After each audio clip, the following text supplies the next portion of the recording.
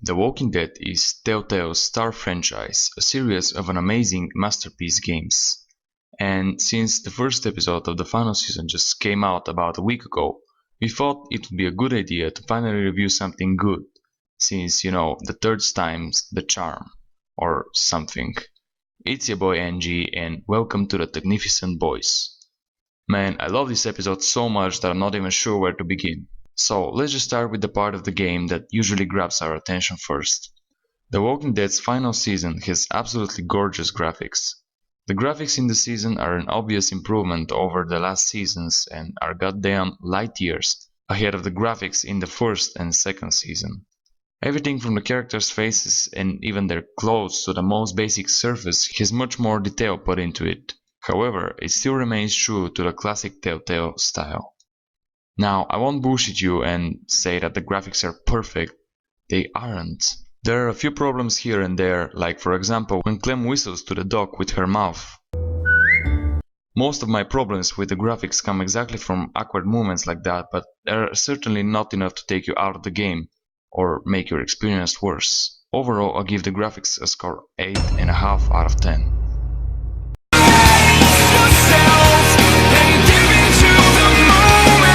The characters are the most important part of any game, movie, or whatever. Once again, we are playing as the franchise star character, the zombie girl herself, Clementine, after Telltale realized that we don't want to play as some random new character. Heavy. One thing I really love is that in the beginning of the game we get a narration with Clem's voice, and we get to once again relive some of the more important choices from past seasons. Our choices from the past seasons result in one of four, I guess you can tell, versions of Clementine. Loyal, brutal, selfless, or righteous. Which kinda confuses me since I'm pretty sure it doesn't matter at all. It probably would have mattered if we weren't playing as her, but as it stands we're taking a decision, so what is the point of telling me what version of Clementine I got from my past decisions? I'm pretty sure nothing changes based on each version. You can literally be brutal Clementine and still be nice to everyone. The only thing that changes is Clem's weapon. I think I watched a bunch of YouTubers play the game and I never noticed anything like that, but whatever, make of that what you will. Other character that comes back from the last season is Alvin Jr., who, according to the Walking Dead wiki, is between 4 and 6 years old. And somehow is perfect with a gun. The guy is a toddler and in the entire episode doesn't miss a single shot. All around me are familiar faces. Now the next two characters are without a doubt the most important characters from the new group, Louis and Violet. Let's start with Violet since I like her more and honestly I'd like to see some P&P action. But anyway, Violet is basically a tough girl of the new group, usually under normal circumstances that would annoy me since at this point it's just another stereotype. Here I need to clarify that just because a character is considered a stereotype, it doesn't mean that the character is bad, and here we just see that. Violet is an awesome character that connects well with the player. The first time she gives Clem some shit, thus showing her rough side. It's almost like something drew their attention. Something like, I don't know, an explosion or a car crash. However, later on, she shows that she isn't just the stereotypical tough girl that kicks ass. She chooses to reveal herself to Clem and show a much more vulnerable side of hers. I shouldn't have even brought it up. It's not a good memory. She shows weakness in front of Clem that she obviously doesn't like to show in front of anyone else. Violet is overall an excellent character that shows that it's possible to make a stereotypical character work, as long as you change it up a bit to spice things up. Louis is the other character that you can choose to be close to. He's the boyfriend material, which obviously is why I don't like him as much as Violet. No guy touches my wifey. Louis is like the goofier, slightly more annoying and black version of Romeo who desperately wants Clem as his Juliet. Not under my watch, asshole. He's also almost a comedy relief character, but thankfully he isn't going over the top with his jokes. Oh, this? It's a chair leg. I call it Cheryl's. Which is awesome because so many characters that are considered comedy relief are just flat out annoying. Not Louis though. He still has some cringy jokes, Cheryl's. but they're not too bad. He also uses a fucking chair leg as a weapon, which is just flat out retarded. It'd be okay if this is the only thing he has at his disposal, but fucking hell, dude. You have knives, bows, and you just use a chair leg? Talk about an attention whore. Marlon is the leader of the group and self-proclaimed school president. In the first part, Marlon seems like a pretty capable leader who is nice to the other kids and tries his very hardest to protect them. However, he is also shown to be unable to take any kind of criticism from anyone. As long as things go the way he wants them to go, and everyone follow his lead, he's cool, but he cracks under pressure. The moment someone disagrees with him or confronts him, he becomes nervous and gets very mad for no reason at all, for the most part. This overall makes him a weak person who's not fit to lead, so at the end he inevitably loses. Tennessee is the youngest member of the new group, except for AJ, and is also the brother of the two girls that Marlon sells out to the raiders. He's pretty much just a nice kid who enjoys drawing and becomes AJ's buddy. He also seems to be religious since he believes that we go to heaven after we die or something like that. Now from this point on, the other characters are not important at all. This doesn't mean that the rest are bad characters, but they're just irrelevant. Firstly comes Brody, who is basically the female version of Marlon. She acts nice to Clem, assuming we went fishing with her and Violet. If we decide to go hunting with Louis and Asim, she acts like an asshole to us, which ends up being justifiable, but before the last, like 20 minutes of the game, we don't know that, so she just comes off as a dick before that. She also loses her shit the second things are not going her way. What if they come looking for him? You don't know what people are capable of out there. Think again. Again, just like Marlon. Asim is the philosophical dude. To be or not to be, that is the question. He's just the pseudo-intellectual kind of guy who, for some reason, writes everything in a notebook for no reason at all. He's also very bored, and shooting arrows kinda makes him fall asleep. Ruby is the fat bitch who gets angry a lot and hates it when people eat fast. Lord! Willie is an absolute weirdo. It's very unfortunate that I didn't have the option to break his hands and make him collect his teeth from the floor. Thankfully, he doesn't talk a lot since his voice is fucked up. He just sounds like he has smoked a fuckload of cigarettes. Asim! Mitch! Check it out! Food! Omar is the cook of the group, that's it. Hello, and no, it's not ready yet.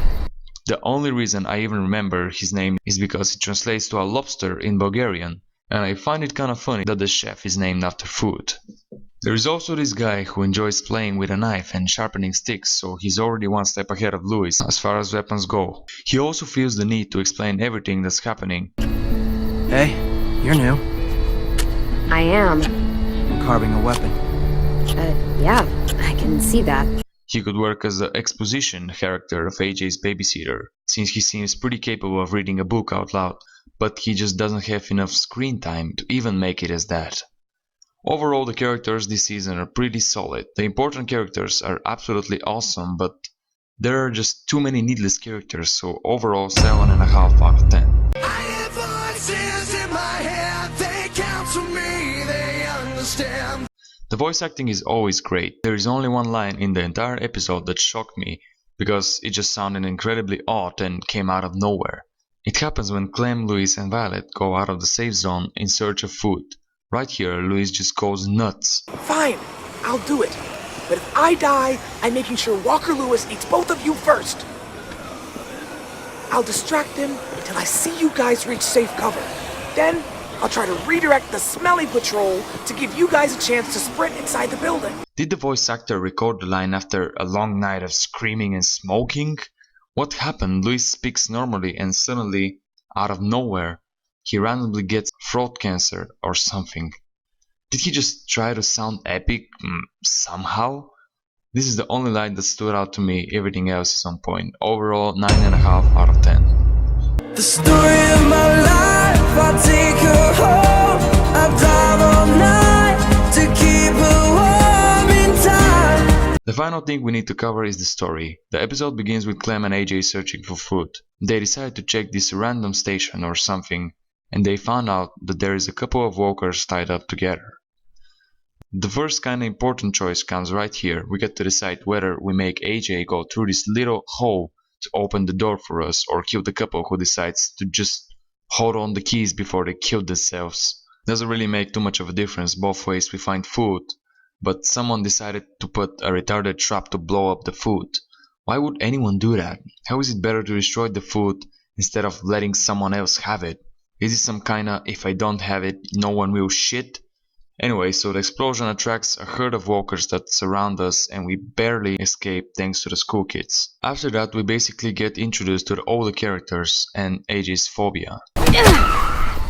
The next choice that makes a difference is whether we decide to go fishing with Violet and Brody or hunting with Louis and Asim. In the end, we go to the same place where the walkers attacked us in the beginning. Damn it, Telltale.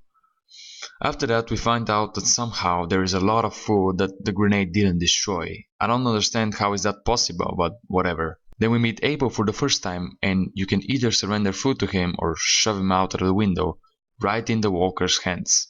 I really hope if we decide to shove him right into the walkers, he doesn't come back in the next episode, cause that would be bullshit. So after that, we go back to the school. How poor are they that have not patience? And Brody goes mental after finding out that we went for food outside of the safe zone. What the fuck? She goes to talk with Marlon in private, and in the middle of the night they start shouting at the basement, thus waking us up. We go to check on them, but when Brody decides to expose Marlon's little secret, he decides to just flat out murder her.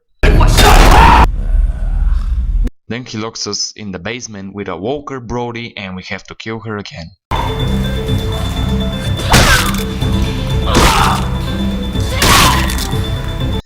That's what you get for insulting me, bitch! After that we get to the final face-off, where we get to expose Marlon and show everyone Marlon's lack of balls. Here comes in my opinion the most important choice in the first episode, whether we choose to trust Violet or Louis to help us out of the situation. Now this is pure speculation, but I think this will lead us to choose Clem's sexuality in the end, since Violet is a lesbian and shows a bit of interest in Clementine, and Louis would suck on his balls to become Clem's boyfriend. The story has a lot of potential and is very well supported by the awesome characters. I give it a 9 out of 10. I give the first episode of the final season of The Walking Dead an 8.5 out of 10. An amazing first episode. I really hope the entire season is great, but for now it's already better than the third season garbage. This franchise definitely deserves to go out with a bang. It's been your boy NG. Peace out. I'm only a man with a cable got me.